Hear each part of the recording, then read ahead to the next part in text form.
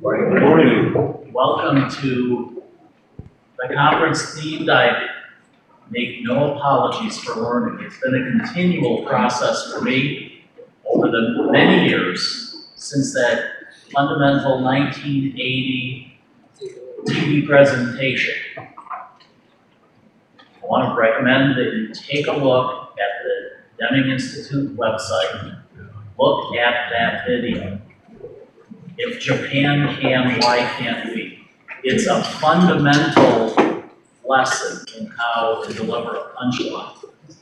Well into that special, my curiosity was piqued because I had observed certain things in my workplace. Interestingly, Dr. Deming, when he was introduced, I said, here's a person who sees things the same way I do, but of course at a much more sophisticated level. And since that day in 1980, I have been a student of Dr. Deming. Let me urge you to pay close attention to the first speaker that will kick off this conference. I met Mr. Higgins just a few years ago, and I had the opportunity to enjoy one of his many Brazilian soccer jerseys. And to learn from Tim was a great experience. It was like taking a drink from a fire hose. And learning about Dr. Deming and ways of thinking that took me beyond what I had experienced so far. And I urge you to be prepared to get wet with learning from Tim today. He really is a fountain of knowledge.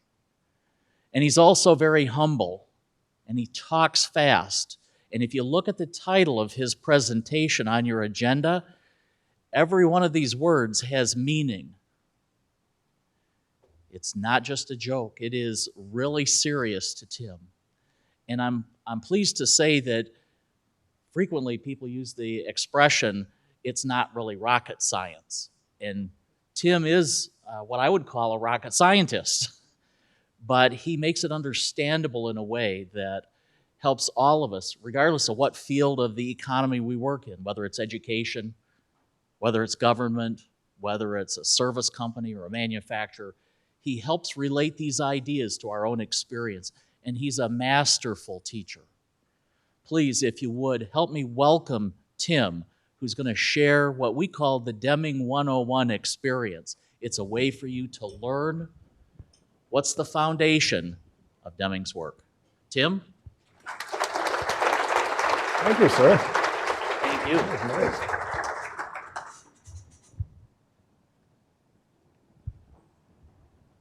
Looking for enough room. Well, good morning, everyone. I don't think you're going to need raincoats. You're probably not going to get that wet.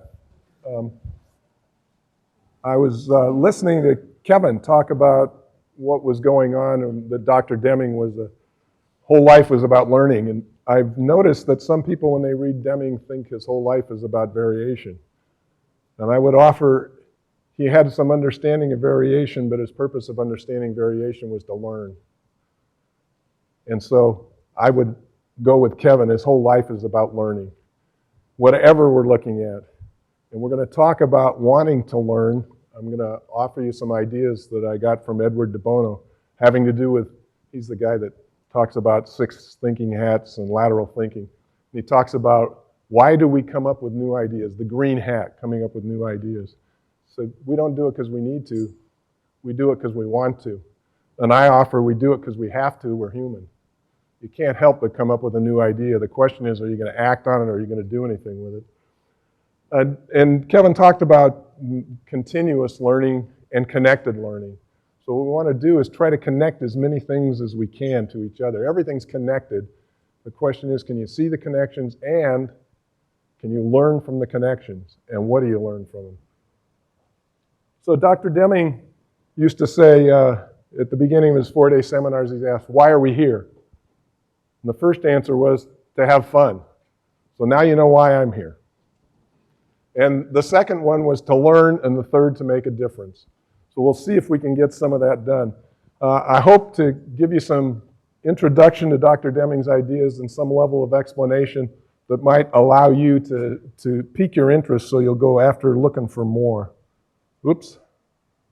Let's see. What do I do? If I'm going to find it. One of the things I want to offer is a UCLA study done years and years ago. I used to teach school, so I paid attention to studies about school. They found out that students remember 10% of what they hear, 20% of what they see, and 90% of what they teach somebody else. So I want to thank you for helping my memory today. I was thinking about this and learning and where it comes from, and I was tying some things together and going to try to explain how curiosity and learning and knowledge and improvement were all related and how they were related.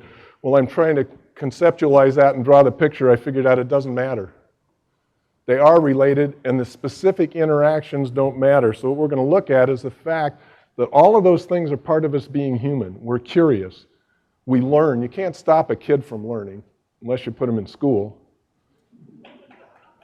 So it's part of who we are because we're human. Bees make honey. People learn. You can't do anything about it. And if you get out of their way, that learning can lead to improvement, knowledge and improvement. You can't have improvement unless you have some level of knowledge, unless, of course, it's dumb luck. And serendipity as a business strategy is probably not how you want to proceed. You want to be purposeful about your learning and your understanding. So what we're going to look at is tapping into our curiosity, the things that are innate about us. Dr. Deming, I think, he talked about we're destroying our people with what we're doing. He was very interested in the individual and the pride he could take in his work and the joy in learning. And he thought the prevailing style of management was robbing people of that opportunity. And even in companies, when you're looking around who are doing well economically and might be treating their people relatively well, there still doesn't seem to be a widespread push toward pride in work and joy in learning. And that, I think, is a huge mistake. If we can turn people loose, let them do what they do normally and naturally, let them be curious, let them learn, let them generate knowledge, then apply the knowledge, I think we'll be much better off. So why? Everything's connected to everything else, and when you start asking why, you start seeing some of the connections. In an organization, and what Deming said about it is you need purpose in an organization, constancy of purpose, the aim of the system, what business are we in? So there's some level of curiosity there. You're asking, what are we trying to do for everybody else? In a procedure, you need to understand why. In a business, if you're running it, what business are we in? Why are we in that business? Is fundamental to what you're trying to do. If you take a look at a procedure, he talks in the New Economics about he's asked to wash a table. So what do you need to wash a table? Well, the typical answer is, well, you know, I need a sponge and I need some soap and I need a bucket and I need the table. Dr. Deming offered what you need mostly is to know why you're washing the table. What are we going to use the table for? If we're going to do surgery, that's a different kind of wash from if we're going to play canasta on it. Those of you who don't remember canasta, it's back before video games. It's a card game.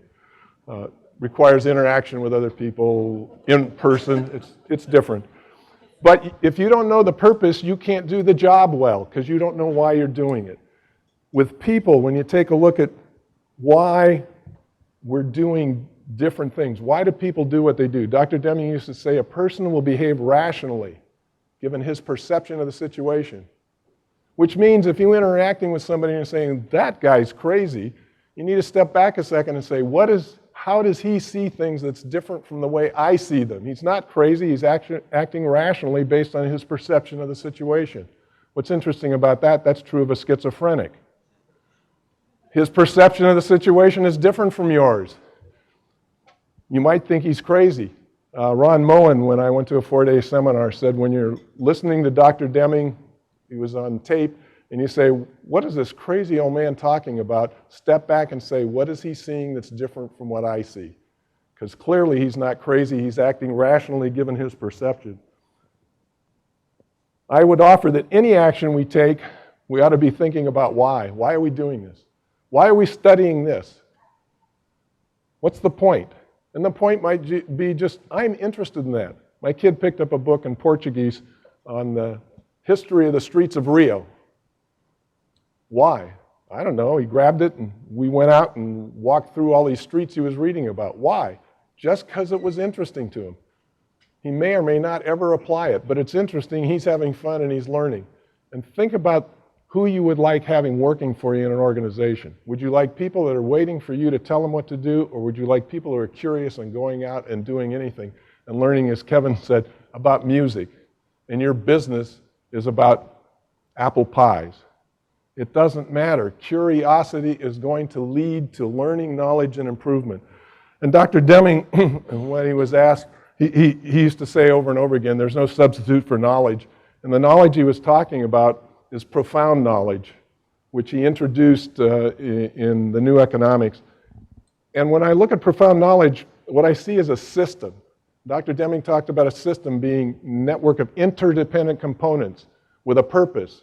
So what's the aim of the system of profound knowledge? For Dr. Deming, the aim was to give us an outside view of the organizations we're working in. Because when you have an outside view, you can see things that can't be seen from the inside. Peter Senge says, we don't know what fish talk about in a fish tank, but we can be sure it's not about water.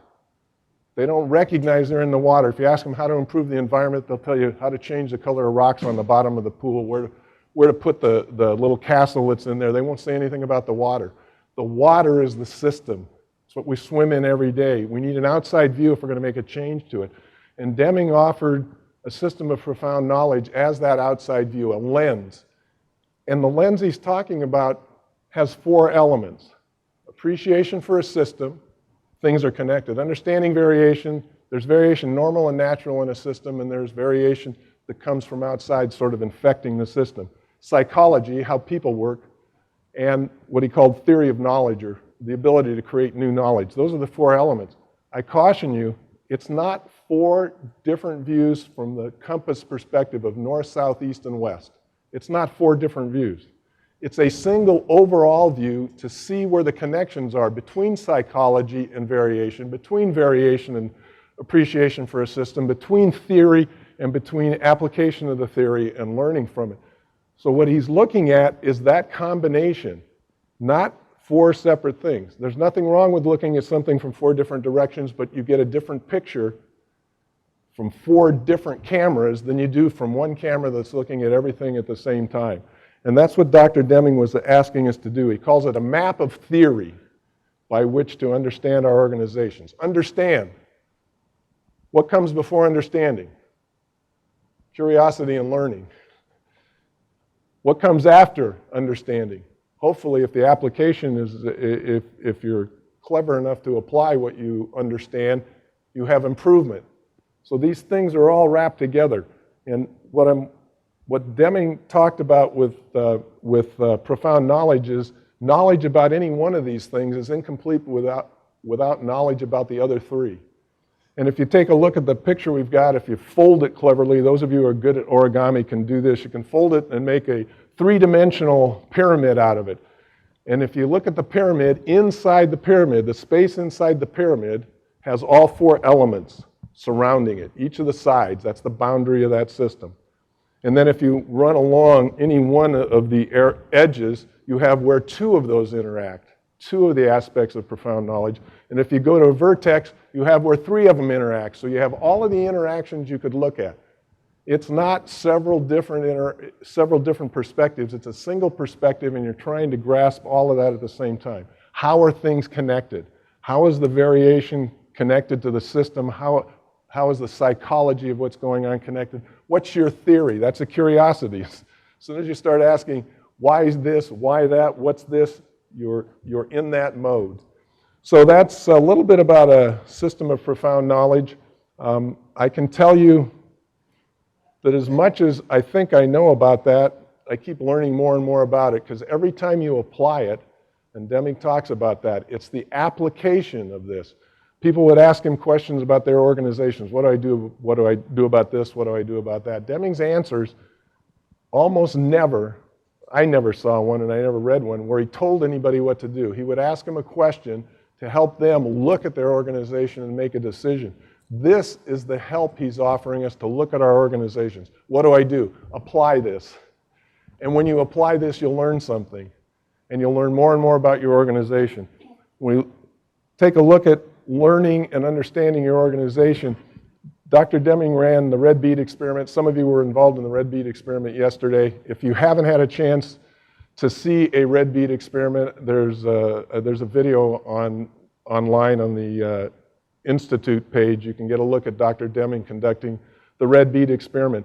It's a great place to start the conversation about what Dr. Deming's talking about. I can tell you, if you start with the book Out of the Crisis and give it to a guy and say, read that and then we can talk, it's over.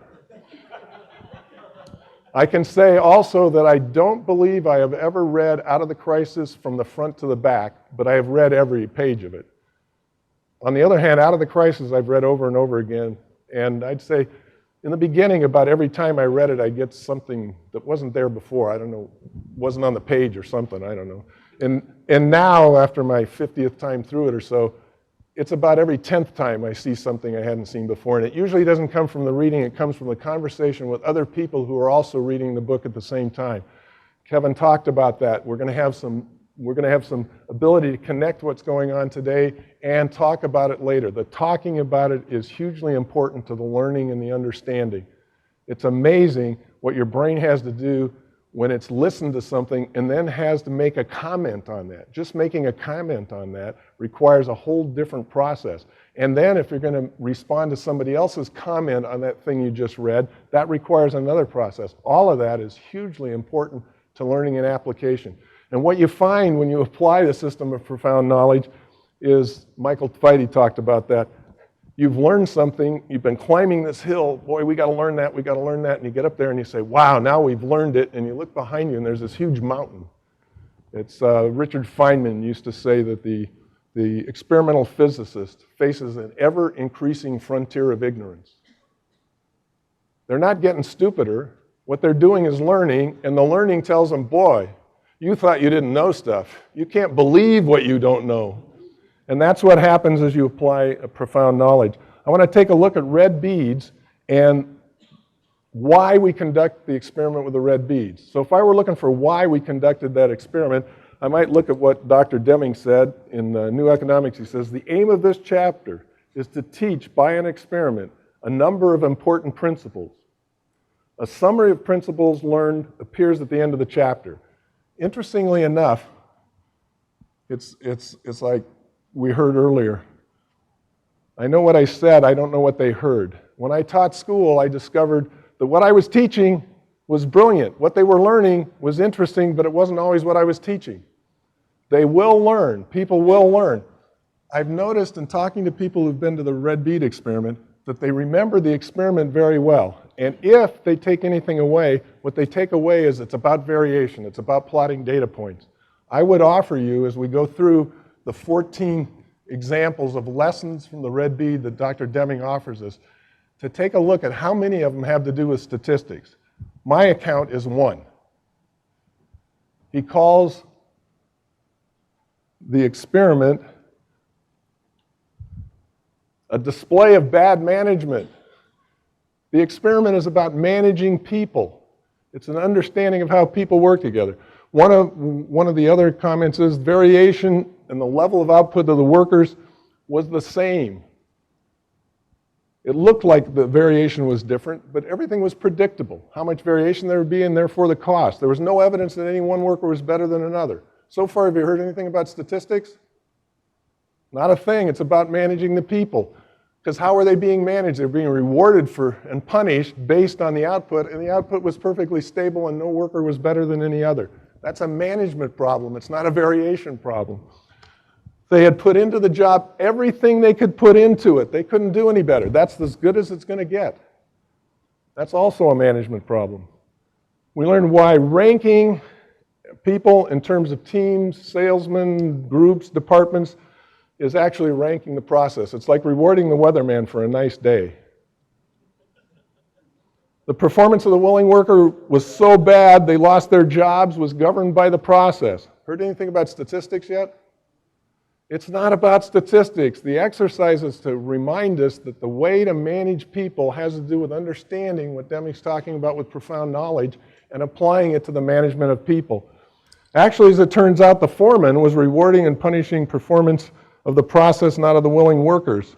The willing workers couldn't make any improvements based on the performance based on the rules. The rules were this is the procedure, follow the procedure. Anybody work in an organization where if you follow the procedure, that's the ultimate? So we got, I don't know, 85 people in here. If we had each one of you working on a procedure separately following it and added up all that total, what do you think we'd have? Probably a mess. Because I can tell you, if the right end on a team is really doing a good job and the rest of the team's not doing so well, not going to go very far. In college, I managed to be, I played football, but it's the one where you actually use your feet. And I played, and it's 11 aside, and we played a whole season, and I was most valuable player. I'm thinking that over and saying, really? And to give you an idea of how that works, I was a defender. So what side of the field do you think we're playing on? So as a system, we weren't doing so darn well if what you wanted to do was win. Depends on your purpose. I was having a good time. I'm still playing. Winning's nice, but I just assume at my age, being able to run around on the field is good enough. That's the win. Deming talked about they separated, at one point they separate into say, hey, we can't afford this, we got to send home the guys that are below average, so it sends them home, work with the others, and the expectation was better performance, and it turned out you got exactly the same performance. There wasn't a basis for deciding who was better. There was also no basis for deciding how much to charge for white beads. Had you understood that the system was stable, you'd know exactly how many within a range red beads you're going to produce, what the cost of that is, so you could charge the proper price for the white beads to make a profit. And if the market doesn't accommodate you at that price, then you better get in a different business. Would have been better for management to work with the suppliers to reduce the number of red beads coming into the system in the first place. The foreman's rewards were dependent upon the product of his workers. So he was part of the system. And if you watch Deming doing the red bead, and if you watched the red bead yesterday, there's no intent and no malice in the foreman. The foreman is doing everything he knows to help make things better. He's offering rewards, extrinsic rewards. He's punishing the bad performance. He's rewarding good performance. He's setting goals. He's doing all the things he thinks are going to make things better. But he's doing it lacking what Deming would call an understanding of profound knowledge. I think I found one thing that was associated with doing things right and one thing associated with statistics. Here's the doing things right. The inspectors, the two inspectors and the chief inspector who's responsible for the output, that duplication, that system of inspection, he said they were doing that right, but it's expensive. Then I found one, knowledge about the proportion of red beads in the incoming material, 20% in his case, would not enable anyone to predict the proportion of red beads in the output. Finally, we found something on statistics. But notice it's the statistics of sampling. And I'll tell you, out of the people that I know who saw the red bead experiment, especially the ones that aren't statisticians, nobody figured out that there was anything about sampling in that whole exercise. And Deming talks about mechanical sampling versus statistical sampling. So the question is, in variation, which is an element of profound knowledge, we're looking at what is the variation. There will always be variation. The question is, what is the variation trying to tell us about the system or the people in it? I remember Deming in one article I read, or it might have been a part of a chapter of a book. It says there's always going to be variation. So he talks about cutting a square inch of hair, wool off the left shoulder of a sheep, cutting a square inch off the right shoulder, and then counting the number of hairs and comparing them. So, well, it's likely to be different. The question is, what are you going to learn from doing that? Probably not very much. How many of us in our organizations are collecting data that's very similar to the left shoulder and the right shoulder and comparing it and then trying to make decisions on that? If you're going to collect data, you have to get back to the fundamental question, why are we collecting this? What are we trying to learn? What are we going to do with that? That curiosity about, I wonder if there's variation, is useful, but if you're going to apply it to your business to make an improvement in the system, You need to understand what it's going to tell you about your system that might be useful. If it's not going to tell you anything about your system, you might not want to invest the energies in doing that. We have a concept in into-in thinking we call investment thinking. And we all do investment thinking. You spend money here to save money there. You spend time here to save time there. That's investment thinking. We do it all the time. Why do you spend money fixing the roof on your house? Because if you don't spend the money and it rains, you might end up spending way more money. I like the one, why do you spend time and energy with your kids when they're growing up? The investment in that is they pick your retirement home. So if we take a look at investment thinking, and Deming doesn't use the terms, but he believes in investment thinking. He says the system may not be worth the cost of improving it. Hey, you found a great idea, new knowledge you could apply, and it would make an improvement. It might make some small improvement in the system, but the cost is outrageous. Well, from an economic perspective, and the name of the book is The New Economics, it's not an appropriate thing to invest in that. So when we look at variation, we ought to be thinking about why are we looking at this? What are we trying to satisfy in our curiosity? And do we think it's going to apply and we can to the organization so that we can make an improvement in the organization? And improvement we'll talk a little bit more about because I want to talk about improving the system. Dr. Deming's, one of his principles is continuously and forever improve.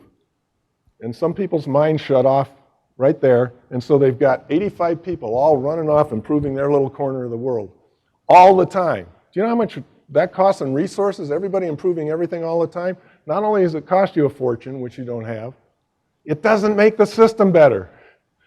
Improving the individual parts of a system doesn't make the system overall better.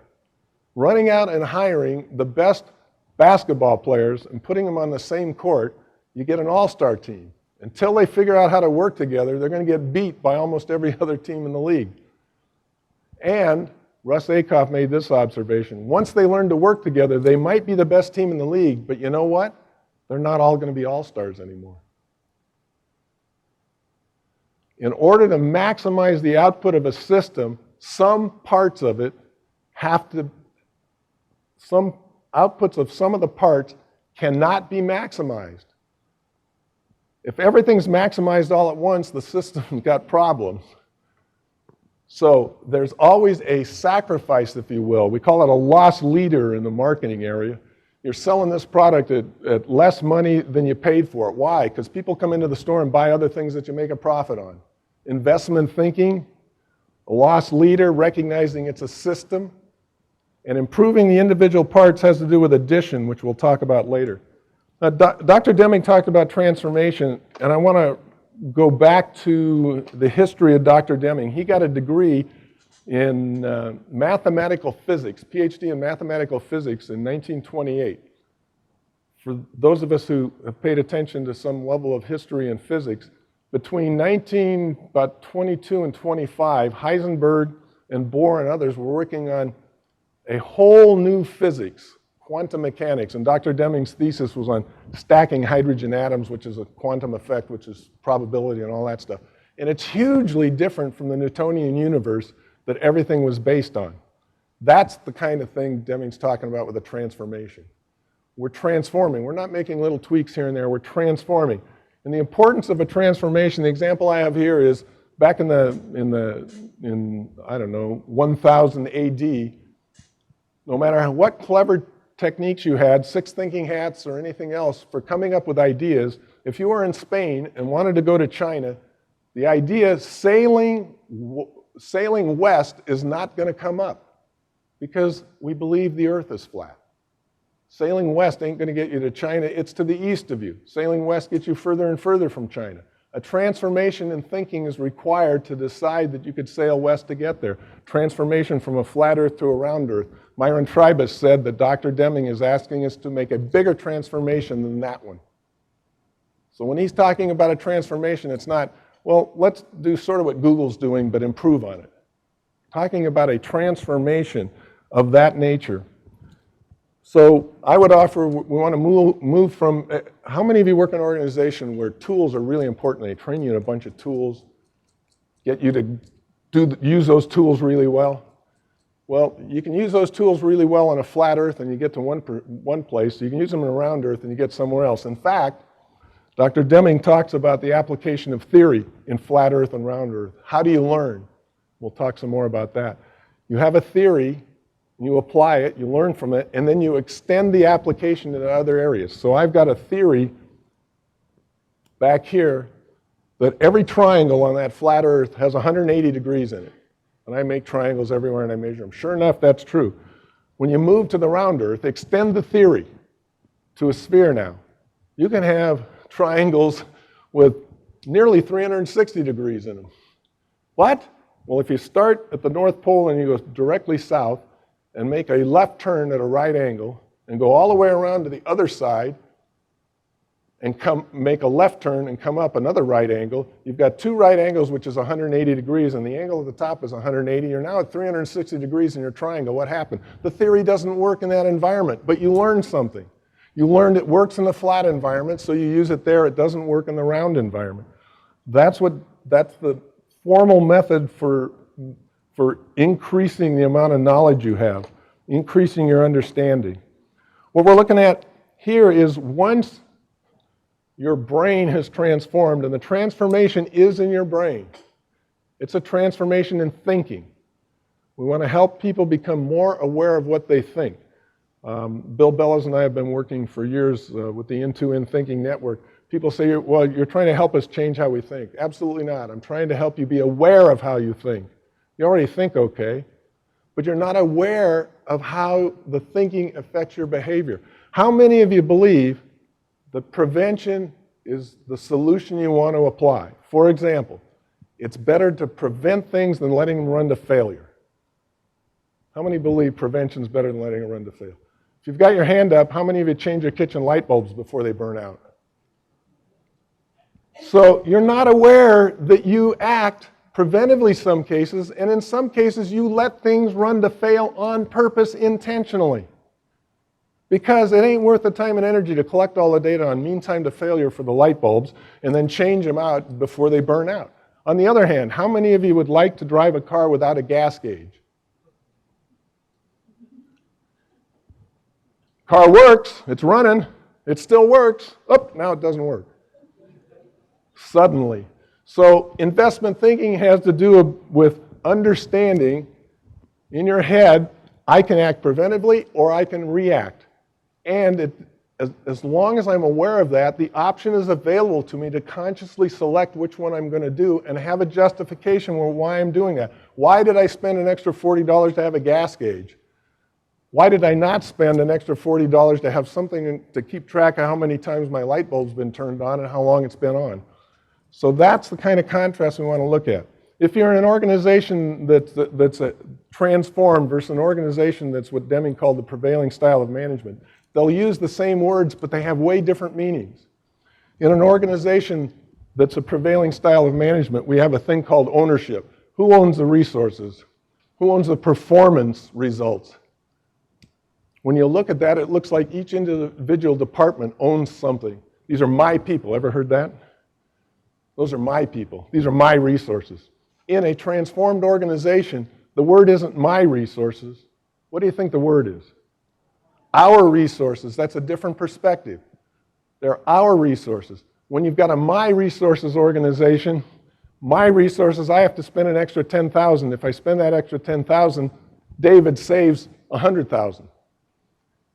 Well, I'm spending my resources so he can save his resources. In that kind of an organization, the chances of me making that change, first of all, recognizing that, are slim. The chances of me making the change are nearly zero. In an organization where the resources are ours, then the $100,000 he's saving and $10,000 I'm spending are all part of the same package. It's a different perspective. Leader, in an organization, prevailing style of management organization. Who are the leaders?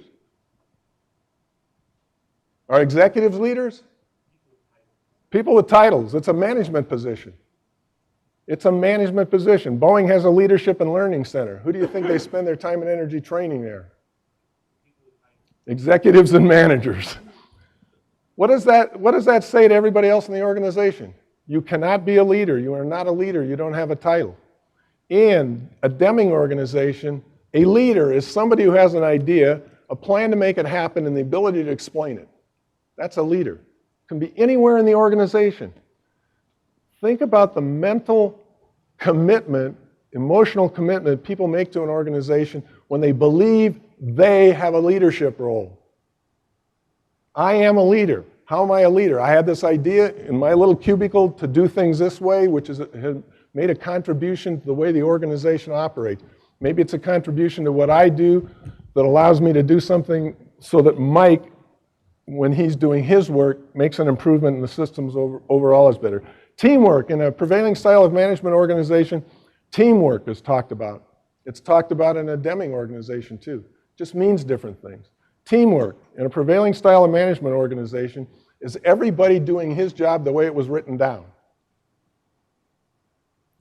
In a tennis match, Bill used to use this example. If we're playing tennis just for fun, so it's a fun match, back and forth, and I rush the net, and you slam the ball at me, and it hits the net and falls to the bottom of the net, and you're back at the baseline. It's on your side of the net, and you're back at the baseline. I'm at the net, and it's sort of at my feet, but it's on the other side of the net. In a prevailing style of management organizations, whose responsibility is it to get the ball? The guy at the baseline, because that's his job. From a system perspective, if I just kick the darn ball through the net, it'll be back out there. That's a different view. It's not my job to kick the ball. Teamwork in a prevailing style of management organization is doing your job the way it's defined, and nothing more, and certainly nothing less. In a Deming style, a transformed organization, teamwork has to do with committing to do things that help the system as a whole. I am going to do this because the system was going to be better off for it. I am going to make the, quote, sacrifice. In baseball, they even have a term, sacrifice. They don't count it against you. You bunt and the guy moves to second base. You made an out, but the guy moved to second base, which was our purpose, and that's good, so we don't count that against you. So they wouldn't count against me in a Deming organization if I spend $10,000 to save David $100,000. They wouldn't count it against me in a prevailing style of management organization, but the idea wouldn't come up. And Deming has an example in the book of at Detroit, and I don't know which company, but the transmission guys came up with an idea that would cost the engine $100, I think it was $100, might have been $80 more. And the engine guys, the financial guys in charge of the engine said, no, we're not making that change. The transmission saved enough that the cost of the engine was going to make the overall cost of the car go down, and it didn't get made because they're organized. The teamwork was my department, my budget, my resources. Root cause. Let's get down to this one. Oops, backwards. I like root cause because in a prevailing style of management organization, there is such a thing as a root cause. It's singular, and it might be in your department. And the root cause, as long as you make it go away, everything's going to be wonderful. And I can tell you, over the years, I have been preaching, and with some level of success at the Rocketdyne organization. Now that I'm the customer, I might be having more success. The idea that there's no such thing as a root cause. Causes are multiple. The question is, which one are you going to work on? In a prevailing style of management organization, you don't talk about root cause, you talk about common cause variation, which is inherent in the system, and special cause variation, which means the system is behaving differently from the way it usually performs, and you take different actions. Root cause analysis presumes you have something special and weird going on, and if you go deal with that, everything's going to be okay. In a Deming organization, he distinguishes between common causes. Common because all the variation you're seeing comes from the same set of causes. My gas mileage runs from 28 to 32. So when management asks me why it's down to 29 from 31 the week before, the answer is because that's how the car performs. That's not a good answer, Tim. It's different. What changed? Said nothing changed. The same set of causes that caused 31 miles to the gallon this week caused 29. It's the same set of causes, common cause variation. And you, management, can predict that next week it's going to be between 28 and 32. Management is prediction. You now know how to deal with it. They don't like that answer.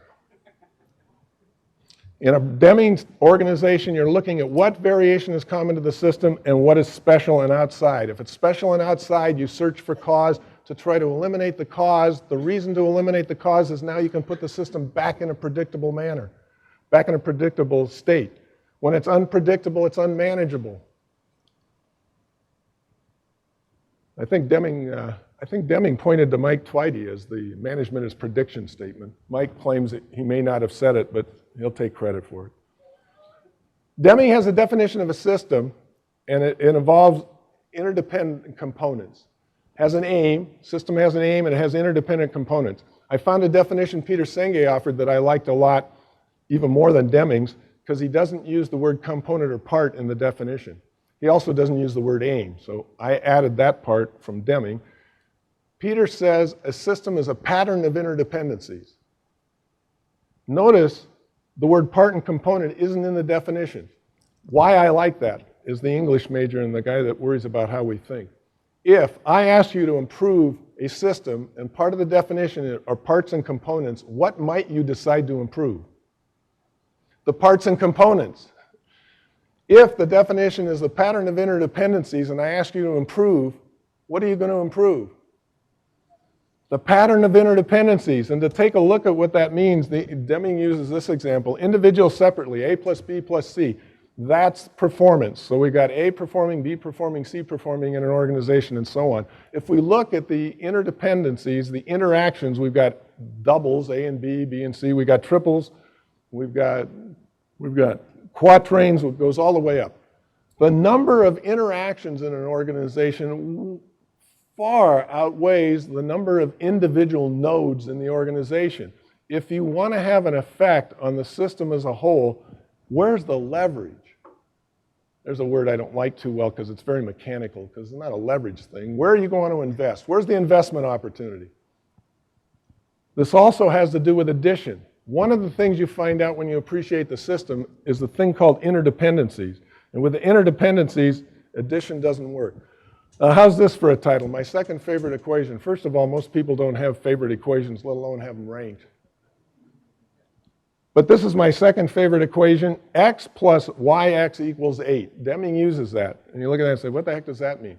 Well, because of interdependence, if I'm in a system playing soccer, my performance 8, maybe it's 8 successful passes during the first half, which might be good for me, but the X is my performance separately, just looking at me. The YX is the influence of the system on my performance. Now, if I'm a soccer player making passes, I can certainly contact the ball, perhaps, and make it go where I want with some level of variation. Now, how much of the ability to make a successful pass counts on me, and how much of it counts on whether my fellow players get in a position where I can actually pass them the ball without hitting one of the defenders? So when I make a successful pass, who made the successful pass? We did. It's a we thing. What Deming is doing with this is reminding us of interdependence and pointing out that in an appraisal system, for example, you are trying to isolate X. You have one equation and two unknowns. You cannot isolate X. It cannot be done. In root cause analysis, you're asking to separate X. Root cause analysis, multiplicity. In order to have a fire, I need free oxygen, fuel, and an ignition source. I challenge you to tell me what percentage of the contribution is fuel, what percentage is free oxygen, and what percentage is the ignition source. It doesn't make any sense. Any one of them's gone, you don't have a fire. When they're all there, you might have a fire. What we're trying to do here is separate the oxygen's performance from the fuel's performance, from the ignition source performance. It can't be done. It's a waste of your time and energy to do it, and worse than that, you end up destroying the people, rewarding people and punishing people based on the performance of the system. So when you're looking at most important part, most valuable player, and root cause, If you believe in Deming's view of the world, of interdependence of things, what do those terms mean? I'd offer they're nonsense. So when you're using them, you might think, maybe I should change my language, because your thinking is affected by your language is affected by your thinking, your behavior is affected by your thinking, all that's interacting. So if you're careful about how you choose your words and apply them, you might be better off. An example we sometimes use is if I just take 3 systems in the body, the heart is the system, the lungs is the system, and the brain, and then I say, which of those is the most important? What? The brain. Well, how does the brain do if it doesn't have a heart pumping blood and oxygen to it, and without lungs to get the oxygen? Well, not very well. Well, then the lungs are most important. Well, how does that work if there's no brain to have it to help it operate? Well, that doesn't work. The question is nonsensical. The idea is nonsensical, and that's part of what Deming's trying to help us grasp. He has an example of production viewed as a system, he calls it, and it's not just production. You're asking, what's our aim? What business are we in? This is a production business, so he's got production views as a system. What you're looking at is how do these things work together? When I have a group this big, I'll start on this side and have somebody be the 0 stage, and then somebody be the design stage, and we'll go around the room till we get to the back there. So now we got everybody's in a part of the flow chart. And then I say, Deming said when he put this on the board in Japan, that they understood it, they lit up, they took off. He said, simple chart, we ought to be able to understand it. I said, so we all know where our parts are, yeah, and we understand the diagram, yeah. And I said, okay. And I point to production, and I say, there's where production is. Raise your hand, production. Everybody downstream of production, raise your hands. I have never had everybody in the room put up his hand. I have occasionally had a few people that look to be upstream, if you don't understand the diagram, raise their hands, but I have never had everybody raise his hand. If you understand what Deming's telling us about production viewed as a system, about appreciation for a system, and interdependencies, you recognize everybody's downstream of everybody else. So no matter where I point and say who's downstream, everybody's hands should go up. That's the understanding that Deming helped the Japanese grasp. So when you're working for process improvement, so we're looking at improvement of a system is the aim. We want to make the system better. But what I see, both in the red bead experiment understanding that people take away and in the application of variation, is they spend all their time on what Deming called processes with visible figures. So they're looking for process improvement. They're looking for data collection. And you're looking at how to handle that. And Schuhart gave us some rules and regulations, and there are 2 kinds of mistakes you can make. Treat common cause variation as if it were special, treat special cause as if it were common. So if something happens and you say, wow, must be a special cause. I got 29 miles to the gallon instead of 31, so I go study that. That's a mistake. That's a mistake. You're costing yourself money because you're chasing your tail. There's nothing different. There's nothing to, quote, fix. On the other hand, if I started getting 45 miles to the gallon, why in the world would I study that? First of all, because the system's now no longer predictable. It was 28 to 32, it's now 45. I don't know what it's going to be next month, so I can't manage. But the other reason is if I study it and figure out what caused it and I can replicate the causes, I can start getting 45 miles to the gallon. That might be good. If I'm getting 18 miles to the gallon, which might be more normal than getting 45, then I need to study the cause to try to eliminate it so I can put the system back in a predictable point. That's a process improvement thing, but be careful. Improving a process separate from the system of which it's a part may destroy the system.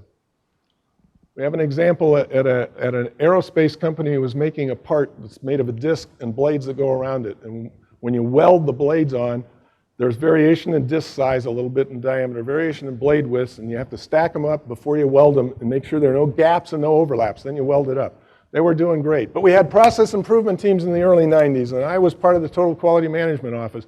I didn't get to do this one, but somebody helped the blade team figure out they could improve the blades. So they did. So they worked on the blades, probably spent a lot of money, did a really great job. The variation in blade widths got down to be really small. And the first lot of blades that went down to the assembly area, they stacked them up around a disc like this. They had a gap at the top. What they used to do is mix and match and put a few blades back in the bag, pull out some different ones because they had variation in the width, so they could end up with blades that went all the way around, no gaps, no overlaps. Guess what? They reached in the bag of blades. There wasn't one the size of the gap. All the blades were nearly the same size, so they couldn't overcome the difficulty of having a gap. So we improved the blades and shut down the process. That's the danger. So you have to have more than an understanding of process variation to make improvement in a process that's going to be an improvement to the system. What Deming offered us is the reason we want to know the difference between common cause and special cause has to do with that predictability. If you have special causes infecting the system, you have no idea what's going to happen next week, you can't predict what's going on, and therefore you can't manage.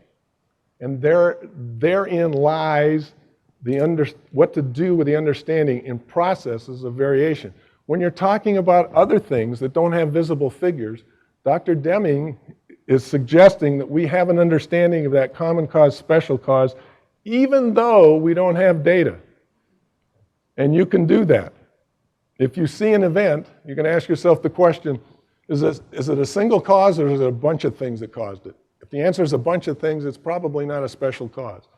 You can ask yourself, if somebody falls down the stairs, you say, well, is that a special cause or common cause? Well, is there something inherent about Tim who fell down the stairs, or could it have happened to anybody? If it could have happened to anybody, that's common cause variation.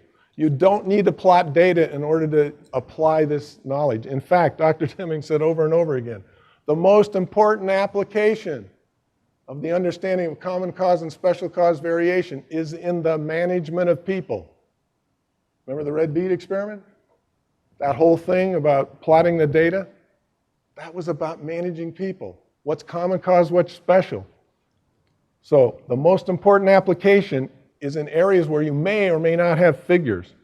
Now, if you want to make an improvement, Dr. Schuhart, Deming calls it, had a cycle. And Deming, and this was probably maybe the 10th time through before I recognized it, I'd seen this, and I've been in the continuous quality department, so I knew how to use this. It was a process improvement chart. 10 times through the new economics, I didn't recognize what Deming called this and what this chart is really about. He calls it the Schuhart cycle for learning and improvement. If I were you, I'd scratch out the improvement. This is fundamental to how we learn. You have a theory, an idea, a concept. You construct some way to compare it to the world around you. So you do an experiment. And you compare what you did to your theory during the study cycle, and you learn. But that's not all you do during the study cycle. You don't just study the difference between your theory and the results. You study, how do we decide that that theory might be valuable, we might be able to use it, and it might be good. How do we construct the experimentation to figure out that was right? What trouble did we have with creating that experiment? What did we learn from creating that experiment? If we were collecting data, what did we learn from the data collection? What did we learn from the data itself? So when you're studying your system and the system you use to put this together. You're not just saying, well, yeah, I thought this would be the result, and it was. I'm happy, let's move. And then you act.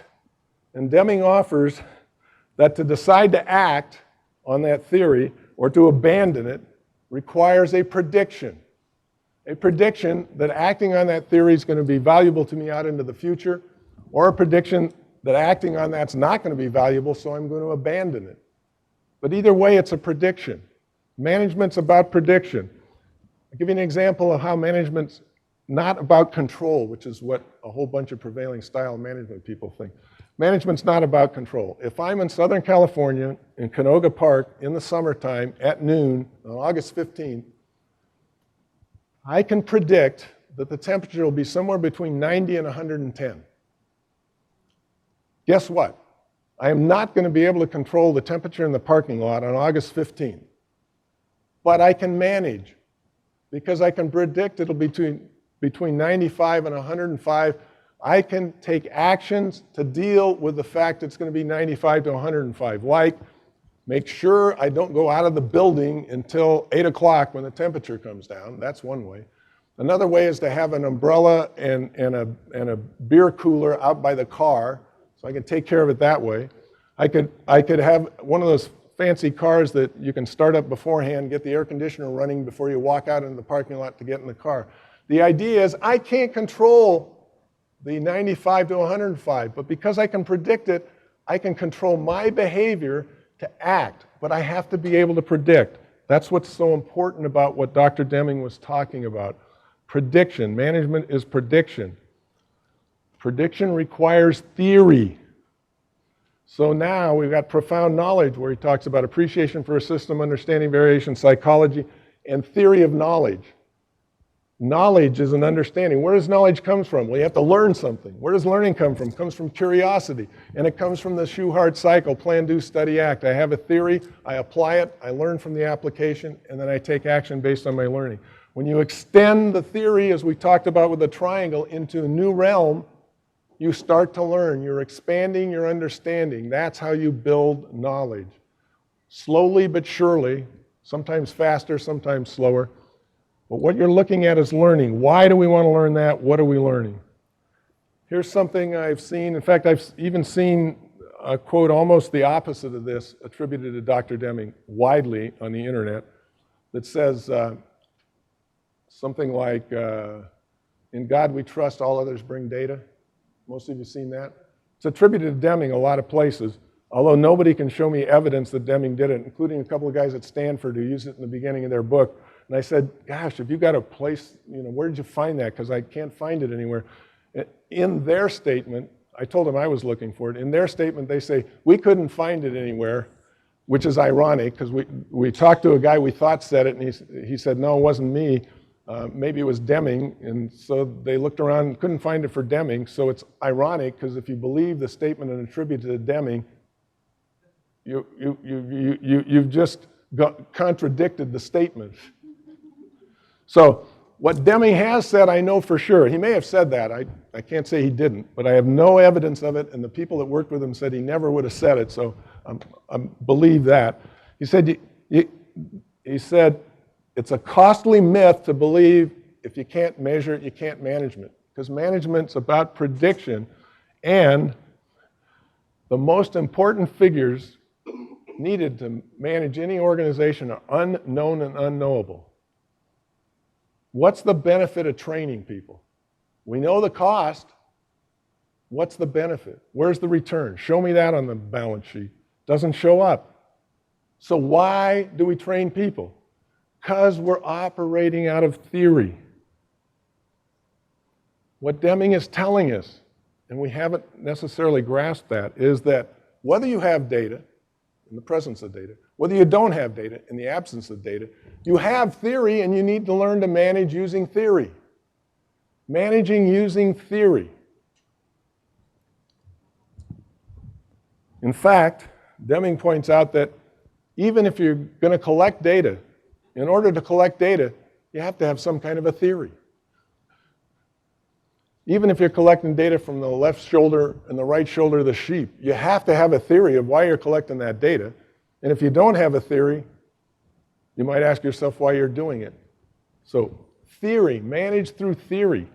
You can build knowledge through theory, plan, do, study, act, extend it into another realm.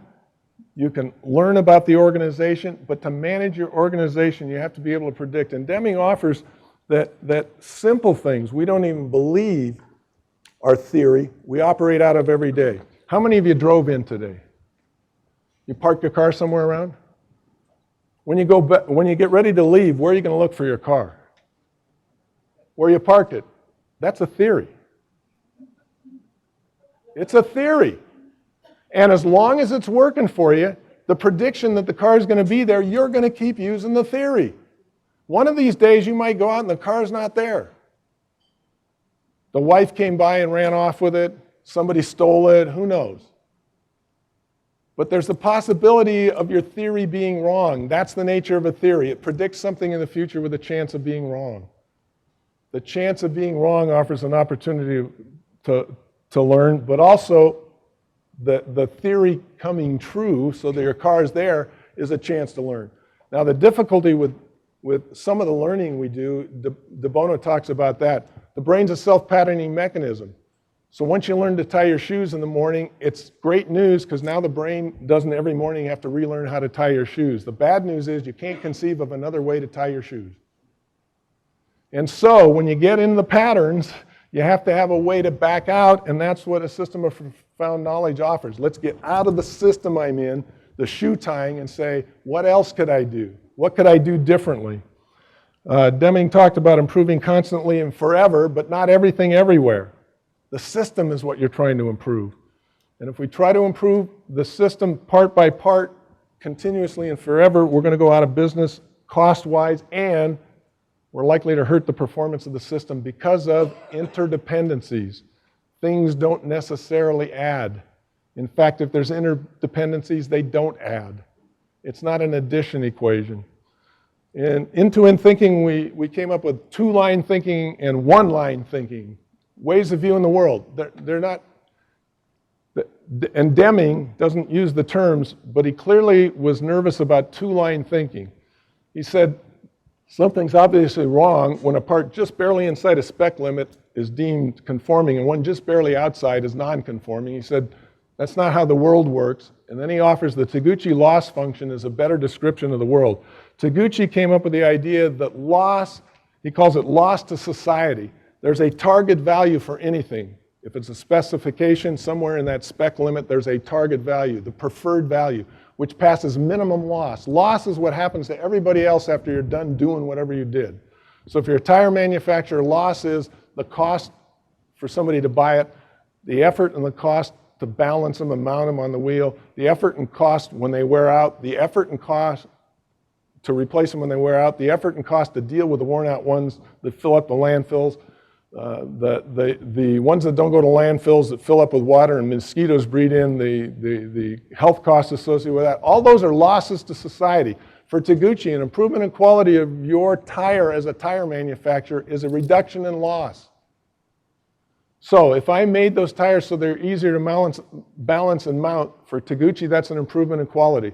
If I can make them and sell them at a lower price and still make the profit I'm after, that's an improvement in quality. If I make them so they last longer, so they don't wear out and have to be replaced, that's an improvement in quality because it reduces loss. If I figure out how to take those used ones and set up a system so they can cut them into pieces, put them in with a tar, mix them in with a tar, and pave the roads with them, that's a reduction in loss to society because they're not going to the landfills. All of those things are an improvement in quality of the tire from a Taguchi perspective.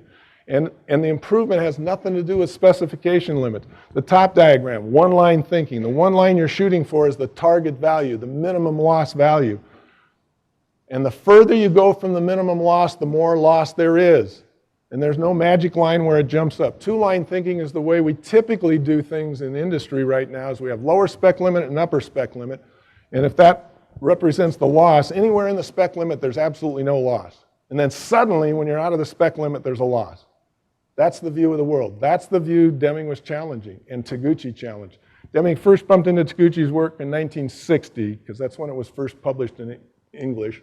And Deming clearly liked it, calling it a better view of the world. So we're looking about variation from target. And the variation from target is what we're concerned with. There is a target value that we want to establish, we should have established, and then we're looking at how far we are from that target. And the further you are from the target, the worse off you're going to be. And there's an economic system involved. He's talking about the new economics. Part of the economics is how much is it going to cost and how much loss reduction are we going to provoke? And then you make your decision. It may not be worth the time and energy to make the improvement. Holy cow, that's very different from what I hear people saying. Dr. Deming said improve constantly and forever. Yes, but he didn't say go out of business doing it. And he didn't say improve the parts taken separately. It's improve the system. So the economics of making an improvement is considered part of the decision making. You have to look at the economics. It might not be worth, if it costs me 10 cents a unit to improve something and it's going to be hugely beneficial when I look at the loss downstream, then I might do it. If it's going to cost me $1 million to improvement, and I look at what's going on downstream, if I don't see that $1 million coming back sometime in the relatively near future, I may not make that investment. It's a decision, a choice, but economics is always involved. Another thing we talk about with our thinking is what we call category thinking and continuum thinking. There's nothing wrong with either one of them. They're just different ways of thinking. Science began with category thinking. We define things and then put them in the categories. That was science. We're still doing that, by the way, because Pluto's not in the category anymore. And not that there's anything wrong with that, but I want to point out the fact that Pluto's not a planet anymore, what does that tell you? How much more knowledgeable are we about Pluto or the other things that Pluto is now one of? You don't learn a lot putting in things in categories. And by the way, whenever you get to the edge, which is where Pluto was, of the category, you always have trouble. Is it in the category or out of the category? There's no right answer. You have to decide and put it one place or another. There's another way of thinking. Category thinking is very black and white. In spec, out of spec, good, bad. This thing fits or it doesn't fit.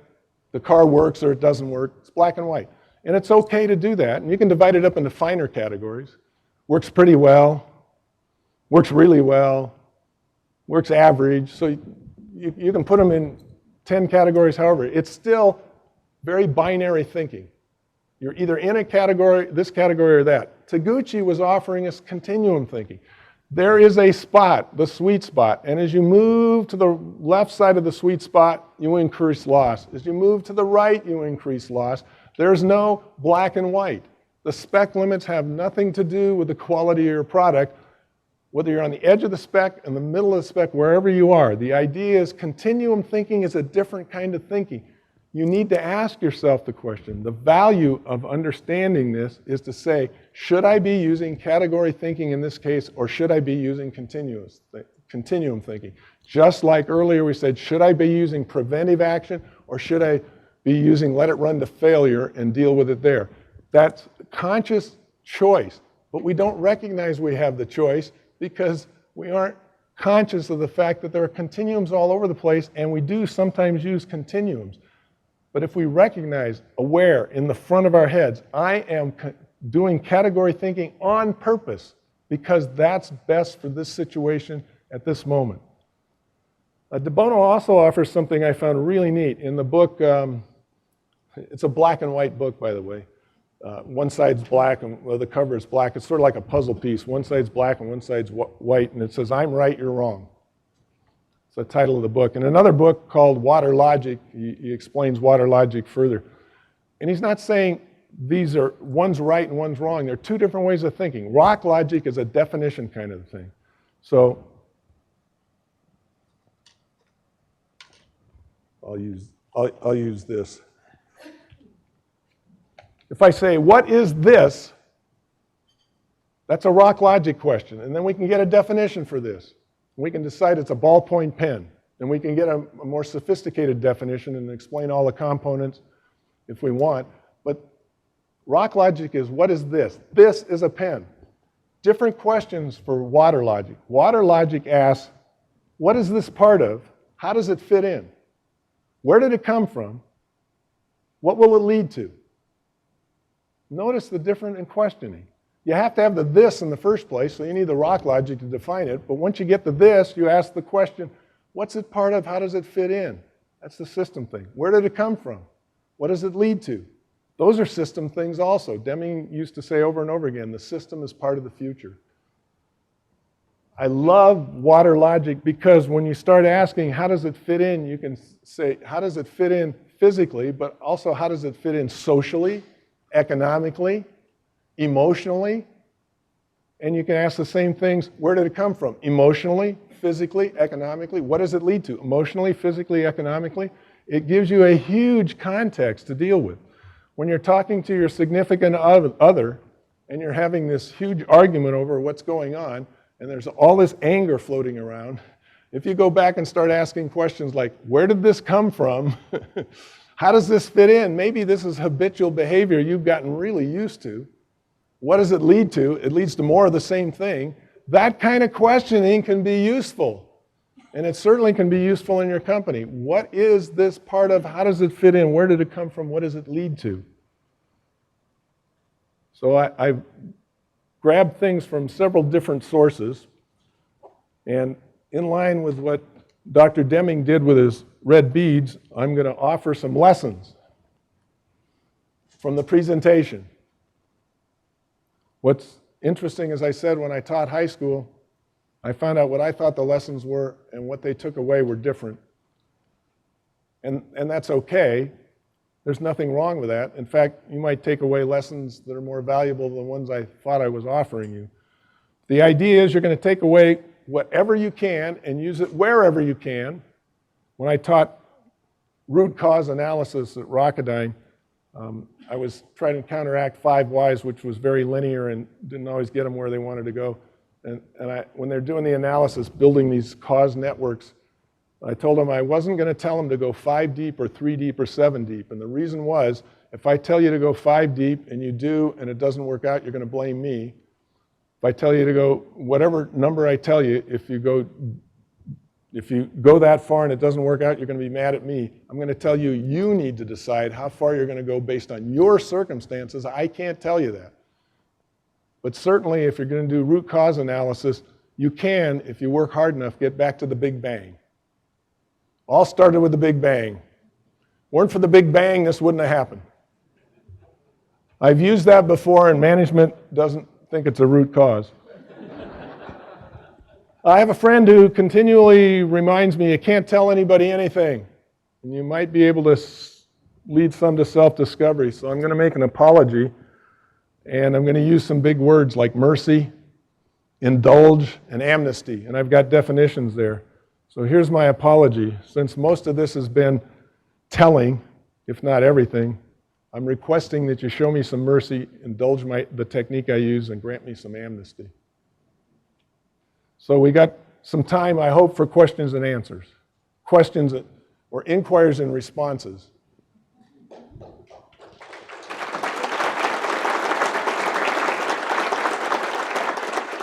Thanks. Would you move back to the lessons slide? Oop.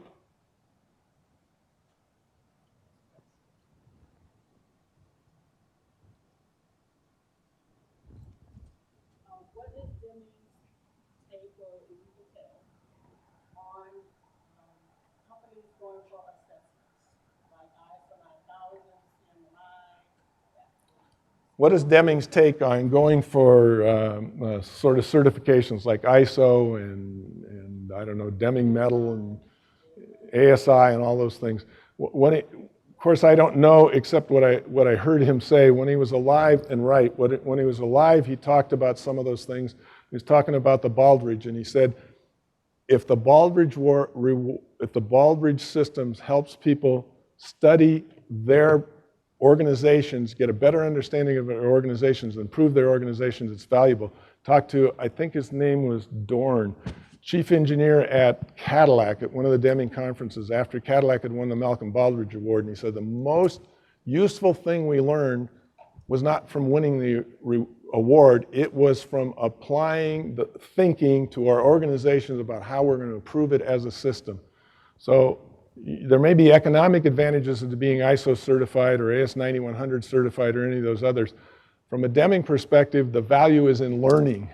So if what you're doing, if the reason you're engaging in the activity is to learn about your organization, that might be valuable. If the reason is because you want to use it in your advertisement to get more business, you have to make an economic decision as to whether that's going to help you get more business and be worthwhile.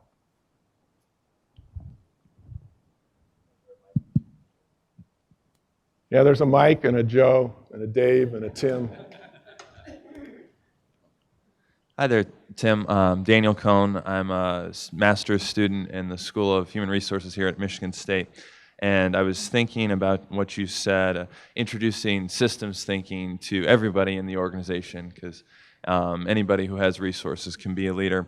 And I was thinking immediately of my experience in a small HR department at a non-for-profit. And I think perhaps a problem might be that if you introduce critical thinking and to everybody on a team, everybody might have a best idea for how to improve the system. So if you have a meeting with 6 people, you're introducing a lot of complexity.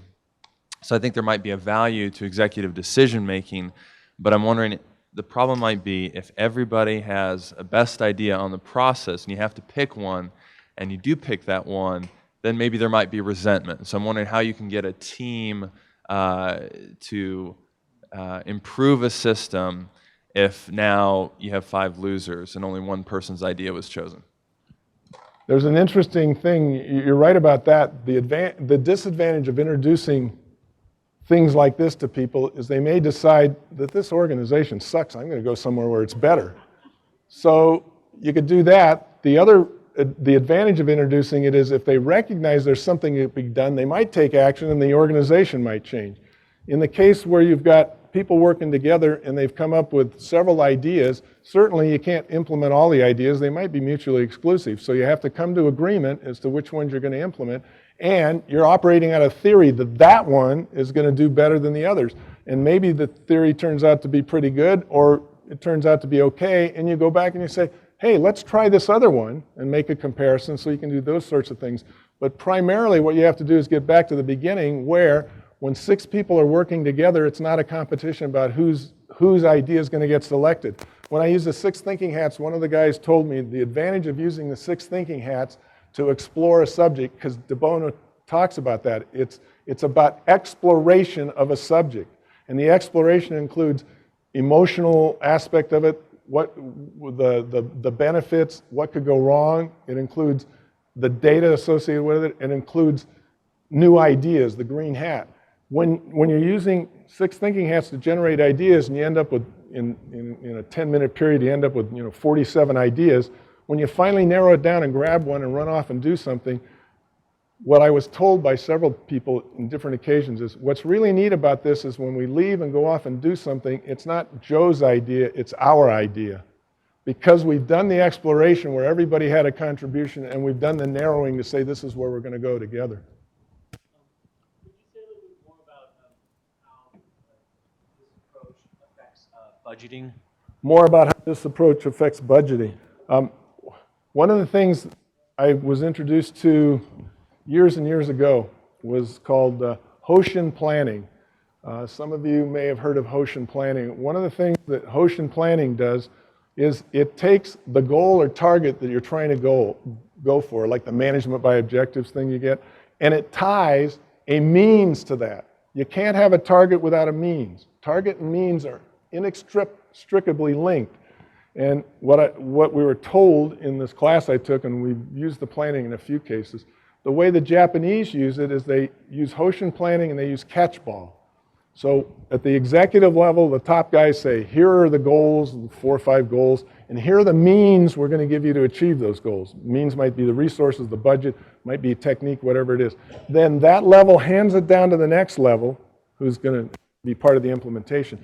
And that level looks at it and sends back, saying, oh, no, we're going to need more resources or different resources if that's the goal, or we need to change the goal, and then maybe we can make it with those resources. And they go back and forth, then they go another level, and they don't have as many levels as we do here, and they don't worry about having to plan and say, well, it's a 1-week process for the year, so they spend more time on it. But then, when you're implementing it, you've got agreement, the organization, about the method or the target and the means. So when something doesn't go the way you wanted, you're doing a plan, do, study, act cycle, and you're going back in. What causes us to believe those methods would lead to that result? We didn't get the result. What's wrong with the method? What's wrong with our ability to predict what the result's going to be? So you continue to learn from it. So it's a different way of approaching the budgeting. Thank you very much, Tim.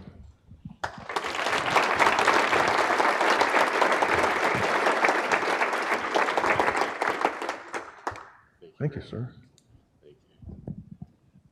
I wish I was wearing a raincoat. It was a lot of information. Every time Tim opens his mouth, learning can occur. I highly recommend the next time the New Economic Study Group gets announced that you participate. I've learned something every single time Tim leads that. So please make sure you continue your learning with Tim.